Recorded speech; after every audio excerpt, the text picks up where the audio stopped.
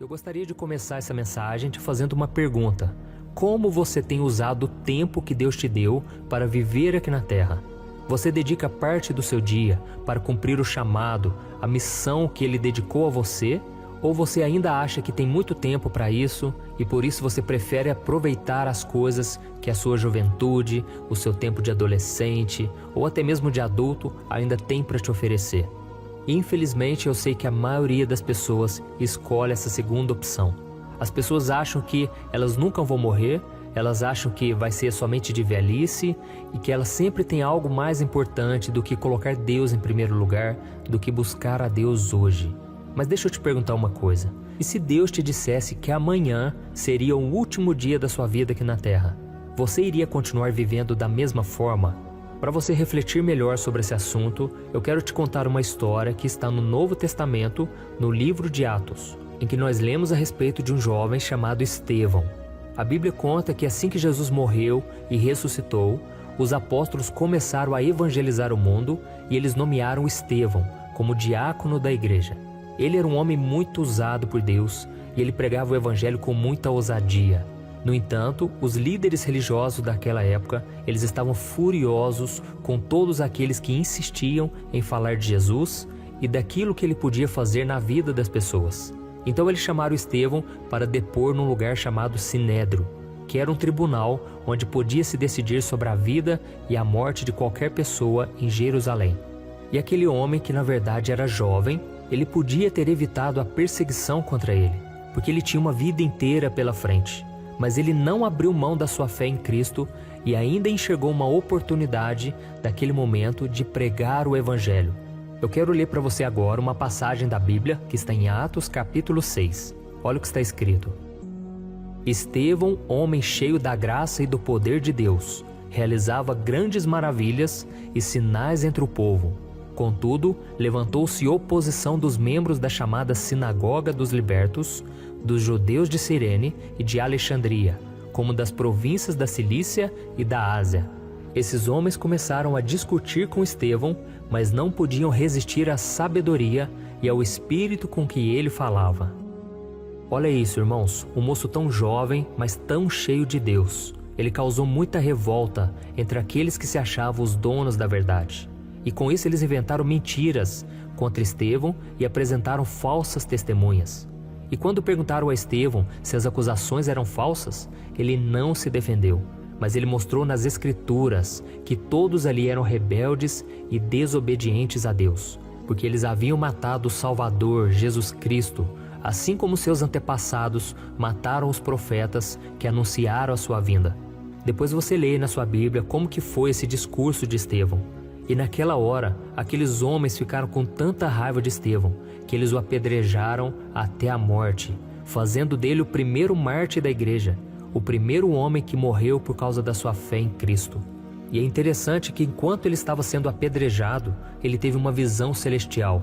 O céu se abriu e ele viu Jesus à direita do Pai, e em seguida, depois que ele morreu, as testemunhas ali deixaram suas roupas aos pés de um homem chamado Saulo. Sim, é exatamente quem você está pensando. Esse Saulo é aquele que se tornou o apóstolo Paulo. E com certeza ele foi muito impactado com aquela vida, com aquele jovem que teve aquela visão maravilhosa e que não negou a sua fé. Então saiba de uma coisa, meu querido irmão e minha irmã. Nós não sabemos quanto tempo temos ainda de vida. Nós achamos que se cuidarmos da nossa saúde, nós teremos uma vida saudável para o resto da vida, viveremos muitos anos. Mas nós sabemos também que nem sempre é assim. A vida é imprevisível e nós devemos estar firmes com o Senhor dia após dia, vivendo intensamente, perdoando, amando, valorizando as coisas boas e deixando de lado as coisas fúteis. E é interessante, eu não sei se você já percebeu, mas quando morre uma pessoa jovem, uma pessoa mais nova, nós sempre achamos que ela não conseguiu atingir todo o seu potencial, não é verdade? Isso acontece porque todos nós queremos ter uma vida longa, cheia de sonhos para realizar. E quando alguém parte mais cedo, antes de talvez cumprir todo o seu propósito, nós ficamos tristes e pensamos dessa forma. Mas deixa eu te perguntar uma coisa. Quem pode dizer quanto tempo é suficiente? Só Deus sabe disso. Eu não sei quantos anos ainda você e eu viveremos nessa terra, porque nós não decidimos quando será o nosso último dia. mas todos nós podemos escolher o que nós vamos fazer com esse pequeno intervalo entre o nascimento e a morte. Amém? Por isso, reflita numa coisa: você tem desperdiçado o seu tempo com coisas inúteis? Ou você tem buscado ser um cristão melhor a cada dia, viver com Jesus, fazer o bem para as pessoas? A escolha está nas suas mãos, então tome a atitude de colocar a sua vida nas mãos do Senhor e diga a Ele que você quer fazer a vontade dEle a partir de hoje. Essa é a melhor decisão que você pode tomar na sua vida.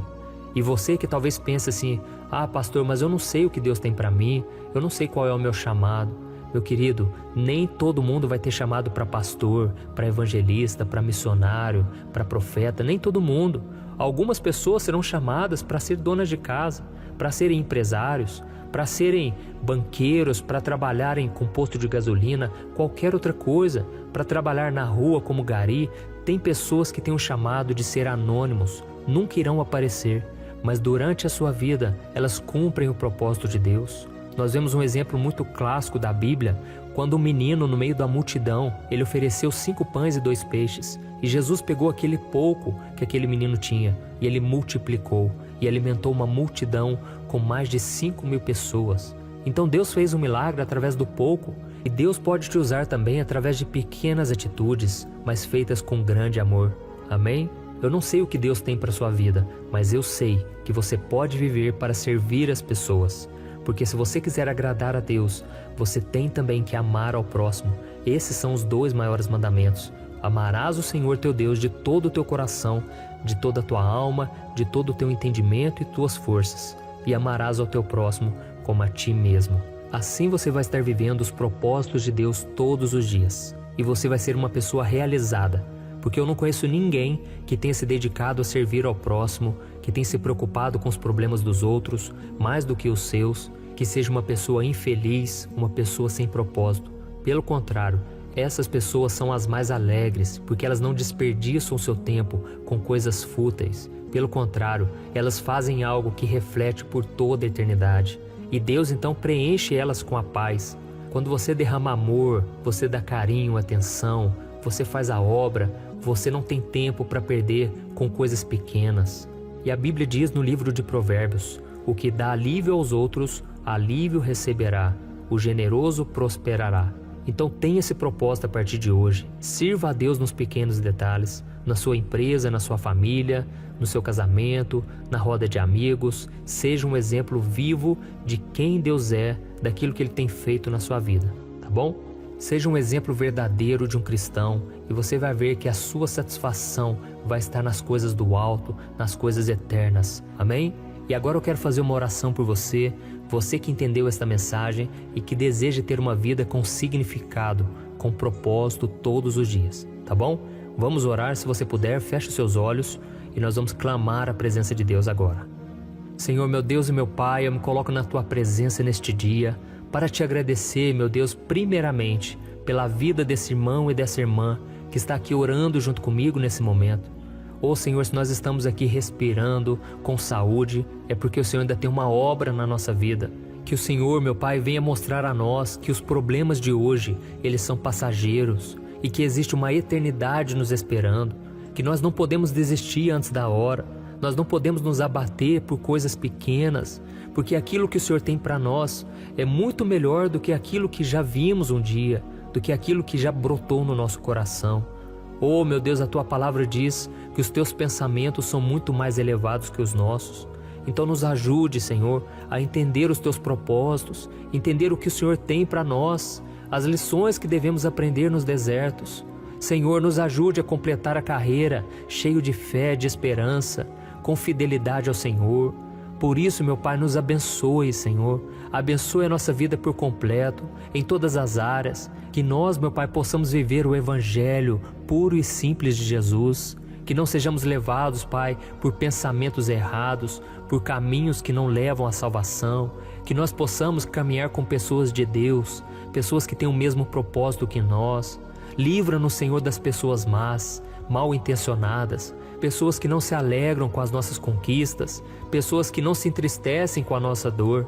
Nos ajude, Senhor, a vivermos a vida da maneira que Te agrada, porque nós preferimos, meu Pai, viver a santidade, viver na Tua presença, do que curtir poucos momentos rasos, superficiais, passageiros deste mundo, que não levam a nada. Por isso, meu Pai, eu clamo por esse irmão e essa irmã que hoje está desviado, que hoje está longe do Senhor, mas a partir de agora está assumindo um compromisso contigo. Essa pessoa não quer mais, Senhor, viver uma vida vazia, uma vida cheia de tristezas, lamentações, porque não está cumprindo o propósito que o Senhor determinou para ela. Oh, meu Pai, que essa pessoa não venha deixar para depois, porque é o Senhor quem muda a nossa vida. Não é a nossa força, não é a nossa sabedoria, não é a nossa boa vontade. Quem muda a nossa vida é o Espírito Santo de Deus que está dentro de nós. Por isso, Senhor, tenha misericórdia da nossa vida. Derrama do Teu amor, da Tua graça, Senhor. Que a gente venha parar de brincar, que a gente venha ser fiel e Te amar sobre todas as coisas. Senhor, nos ajude, Pai, nesses momentos difíceis. Quantas pessoas agora, meu Pai, estão com a vida bagunçada, a vida, Senhor, derrotada, cheia de problemas. E a Tua palavra diz que se nós buscarmos ao Senhor em primeiro lugar, todas as outras coisas o Senhor vai cuidar para nós. Nos ajude, Senhor, nos dê sabedoria para resolvermos essas coisas que tiram a nossa paz. Senhor, são tantos problemas, tantos conflitos, que nós muitas vezes achamos que não vamos suportar. Mas a Tua palavra diz, tudo posso naquele que me fortalece. Então nos ajude, Senhor, nos capacite, resolva as pendências da nossa vida.